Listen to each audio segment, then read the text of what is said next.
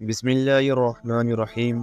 السلام علیکم ورحمۃ اللہ وبرکاتہ۔ ناظرین، آج کی اس ویڈیو میں ہم بات کریں گے کہ مسلمانوں کو اگر عالم اسلام سے امید ہے تو کیا عالم اسلام کی نظریں خصوصاً پاکستان پر ہیں، اور بانی پاکستان کے الفاظ فلسطین کے بارے میں کیا تھے؟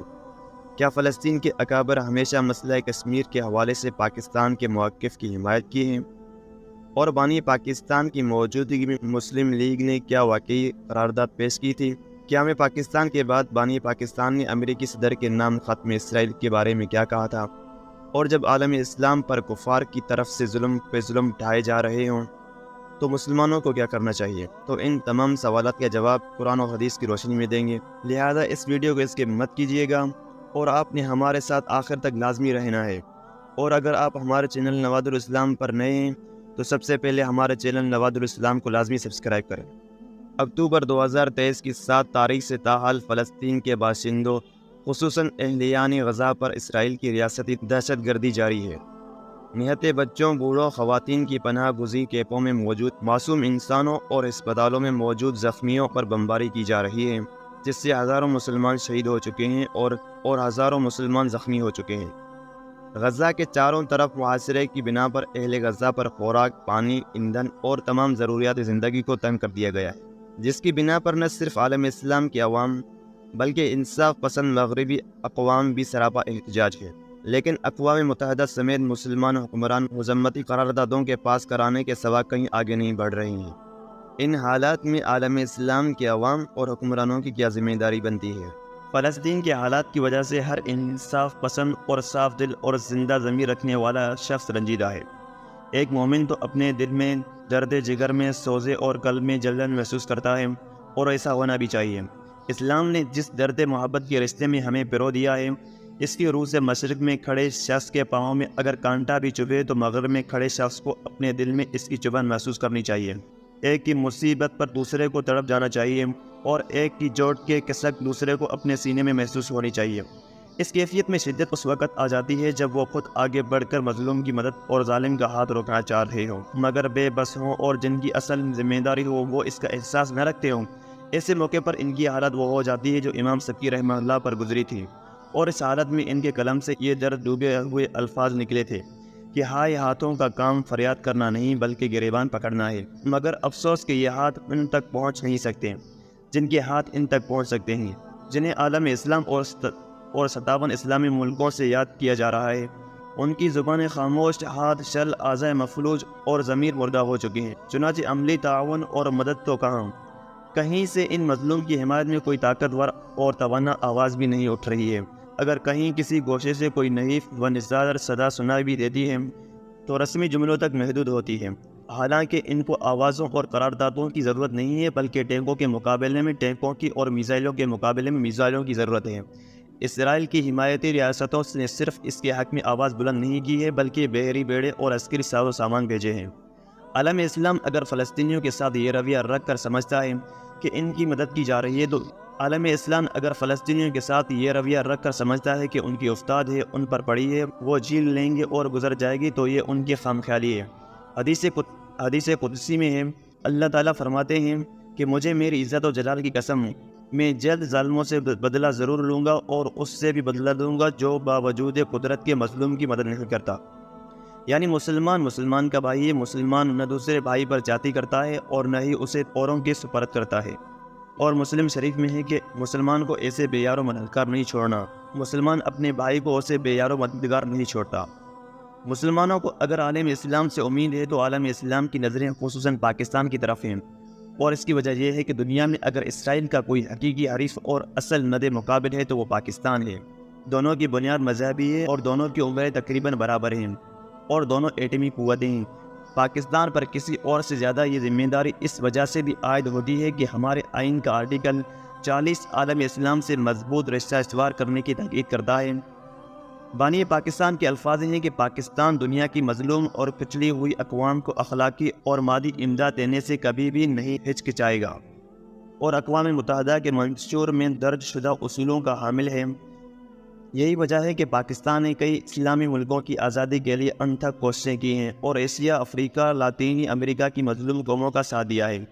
فلسطین کے ساتھ بانیان پاکستان کا رشتہ بطور خاص اسی طرح رہا ہے جیسے کشمیر کے ساتھ رہا ہے۔ انہوں نے کشمیر کی طرح فلسطین کے درد کو بھی اپنا درد سمجھا ہے اور دونوں ہی تحریکوں میں دل و جان سے حصہ لیا ہے۔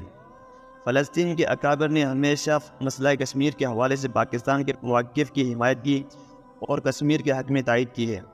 خصوصاً قیام پاکستان کے زمانے میں مفتی اعظم فلسطین کے عہدے پر فائز مفتی امین حسینی رحمہ اللہ 1951 میں کشمیر کے حوالے سے کراچی میں منعقد ہونے والی کانفرنس میں شرکت کی اور بذات خود آزاد کشمیر جا کر کشمیریوں کے حق خودرائیت کی حمایت کی۔ حکیم الامت علامہ محمد اقبال رحمہ اللہ کی فلسطین کے بارے میں فکر مندی ان کے کلام اور خطبات سے واضح ہے، اور بانی پاکستان کی موجودگی میں مسلم لیگ نے قرارداد پاس کی کہ عالم اسلام بیت المقدس کو غیر مسلموں سے آزاد کرنے کے لیے مشترکہ حکمت عملی واضح کرے۔ قیام پاکستان کے بعد بانی پاکستان نے امریکی صدر کے نام ایک خط میں اسرائیل کے قیام کو اقوام متحدہ کے چارٹر کی خلاف ورزی قرار دیا اور امریکی صدر سے اپیل کی کہ وہ فلسطین کی تقسیم کو روکیں۔ بعد ازاں آج انڈیا یا مسلم لیگ کی آخری اجلاس منعقد ہوا۔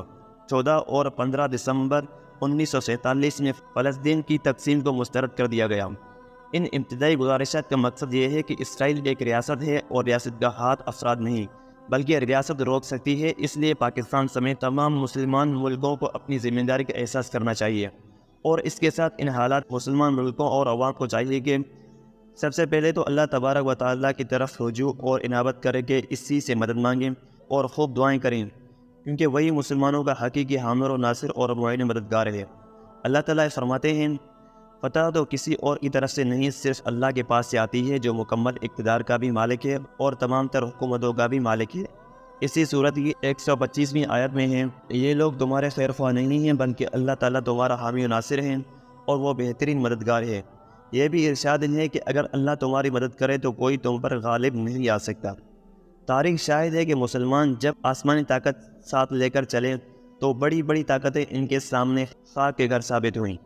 اسرائیل طاقتور ہی صحیح مگر خدا سے زیادہ طاقتور نہیں ہے، اور اس کی طاقت یہی ہے کہ مٹھی بھر جماعت نے اس کی دھاک خاک میں ملا دی ہے۔ وہ شدید رسوا اور ذلیل ہوا ہے، اس کی ہیبت زائل ہو چکی ہے، اس پر لرزاں طاری ہے اور وہ حواس باختہ ہو چکا ہے۔ چند دنوں کی جھڑپوں میں اس نے شدید جانی، مالی اور عسکری نقصان اٹھایا ہے۔ اب وہ نہ سکونت کے اعتبار سے محسوس رہا ہے اور نہ ہی سرمایہ کاری کے لیے قابل اعتماد ٹھہرا ہے۔ اس کے ریڈاروں، کیمروں، سینسروں، مضبوط دیواروں، آئینی باڑوں اور جدید ٹیکنالوجی کے باوجود مجاہدین نے اسے ناکو چنے چبوائے ہیں۔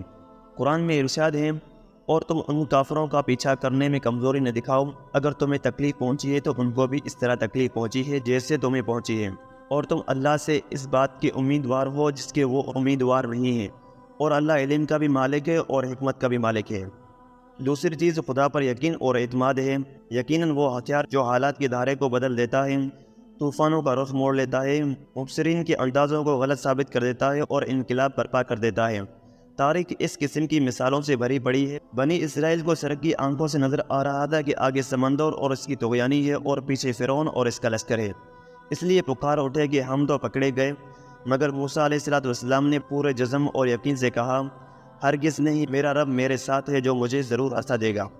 اس کے بعد جو کچھ ہوا وہ سب کو معلوم ہے۔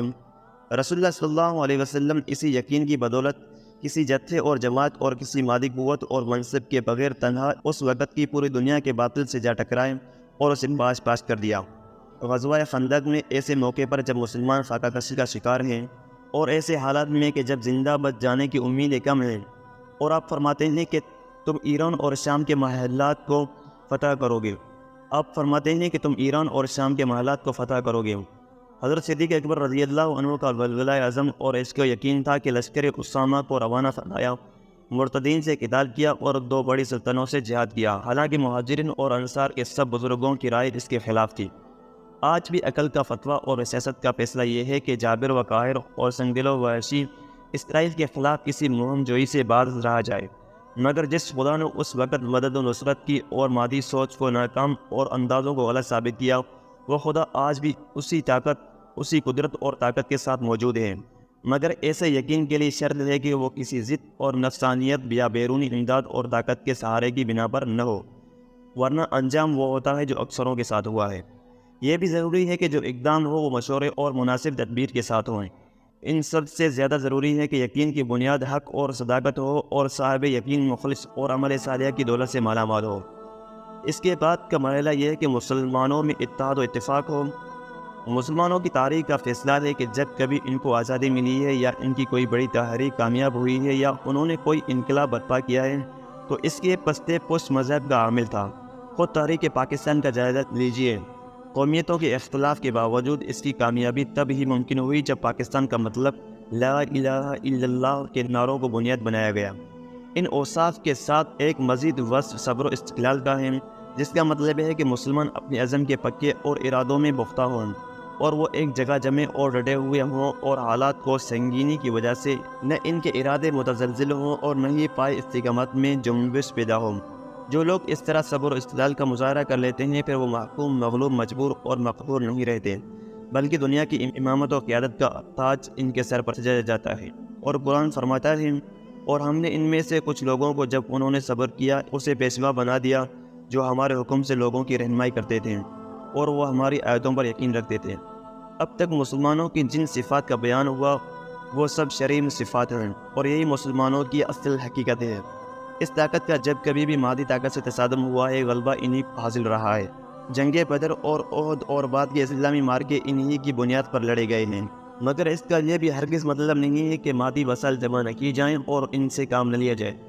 نماز 5 وقت ہے اور روزہ 1 مہینہ ہے اور حج 1 مرتبہ ہے، مگر دشمن کے مقابلے کے لیے تیاری کو قرآن کریم نے غیر محدود رکھا ہے۔ مقصد یہ ہے کہ مسلمان وسائل کی کثرت اور اس میں برتری حاصل ہونے تک جہاد کے فریضے کو موقوف نہ رکھیں، کیونکہ وسائل کے لحاظ سے عمومی معیار یہ ہے کہ کافروں کو مسلمانوں سے 10 گنا زیادہ وسائل میسر ہوں گے، اور اگر مسلمان بہترین پوزیشن میں ہوئے تو پھر بھی مسلمانوں کو دگنی تعداد اور وسائل کا سامنا ہوگا۔ اگر وسائل اور دشمن جیسے وسائل یا ان کے برابر وسائل یا ان سے برتر وسائل ضروری ہوتے تو اسلامی غزوات کی کبھی نوبت ہی نہ آتی، اور عہدے اور دور حاضر اور قریب میں اسلامی تحریکات کبھی کامیاب نہ ہوتی۔ وسائل سے انکار نہیں بلکہ ان کی تفریح بھی ہے، اور ترغیب بعض صورتوں میں وجوب اور فرض کے درجے میں ہے، مگر دشمن جیسے وسائل دستیابی تک جہاد کو موقوف رکھنا دوا کھانے کے لیے صحت کا انتظار ہے۔ موجودہ حالت میں مسلمان ممالک جب تک کوئی عملی قدم نہیں اٹھاتے ہیں اس وقت تک ایک عام مسلمان کی ذمہ داری ہے کہ وہ مومنہ اس صفات سے اپنے آپ کو متصف رکھیں۔ تمام گناہوں خصوصاً ان گناہوں سے اجتناب کرے جن کی وجہ سے نہ صرف نصرت الہی رک جاتی ہے بلکہ خدا کا عذاب نازل ہوتا ہے۔ دعا کا ہتھیار ہر مسلمان کے پاس ہے اور اس کے لیے فاصلے کوئی اہمیت نہیں رکھتے ہیں۔ مومن کی عاجز سحرگاہی اور نالائے نیم سکنی میں خدا تعالیٰ نے بڑی تاثیر رکھی ہے۔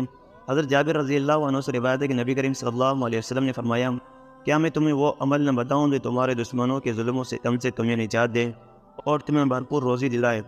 وہ عمل یہ ہے کہ اپنی اللہ سے دن رات دعا کیا کرو، کیونکہ دعا مومن کا ہتھیار ہے۔ دعا کے ساتھ ان کی مالی اور اخلاقی مدد کرنا ہے۔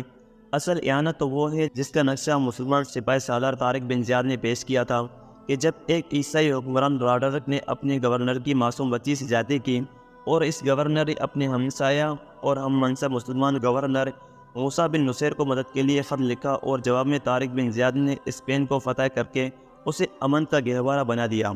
اصل اعانت وہ ہے جس کا مظاہرہ حجاج بن یوسف نے اپنے بھتیجے محمد بن قاسم کو یہاں بھیج کر کیا تھا۔ فلسطینی مسلمانوں کے ترجمان اسی کی دعائیاں دے رہے ہیں اور اللہ کا کلام مسلمانوں سے اسی کا طالب ہے۔ اللہ تعالیٰ ارشاد فرماتے ہیں، اے مسلمانوں، تمہارے پاس کیا جواز ہے کہ اللہ کے راستے میں اور ان بے بس مردوں، عورتوں اور بچوں کی خاطر نہ لڑو جو یہ دعا کر رہے ہیں کہ اے اللہ ہمارے پروردگار، ہمیں اس بستی سے نکال لائیے جس کے باشندے ظلم توڑ رہے ہیں، اور ہمارے لیے اپنی طرف سے کوئی حامی پیدا کر دیجیے اور ہمارے لیے اپنی طرف سے کوئی مددگار کھڑا کر دیجیے۔ مدد کا حق اسی طریقے سے ادا ہو سکتا ہے، لیکن اگر اس طرح ممکن نہیں ہے تو ان کی مالی امداد و اعانت ضرور کرنی چاہیے۔ مسلمان اہل ثروت کے پاس یہ جہاد بالمال کا سنہرا موقع ہے۔ اس کے ساتھ ان حالات میں چند اور امور کی طرف بھی متوجہ کی ضرورت ہے۔ اہل علم کو چاہیے کہ عام مسلمانوں کو فلسطین کی تاریخ، مذہبی اور سیاسی اہمیت سے آگاہ کریں۔ فلسطین کا قضیہ حقیقت میں کیا ہے اور مسلمانوں کو اس بارے میں حساس ہونے کی ضرورت کیوں ہے؟ اس بارے میں نوجوان نسل کو اصل حقائق سے آگاہ کرنا چاہیے۔ یہود کے جرائم اور نفسیات کیا ہیں اور قرآن کریم سب سے بڑی صورت میں ان کو کیوں برائی کا منبع، اس کا مصدر اور موجد پر قرار دیا گیا ہے۔ موجودہ دور میں اسرائیل، امریکہ اور یورپ کا جوڑ کیوں ہے؟ جنگ اور جہاد میں کیا فرق ہے؟ حماس اپنی موجودہ روش میں کیوں حق پر ہے؟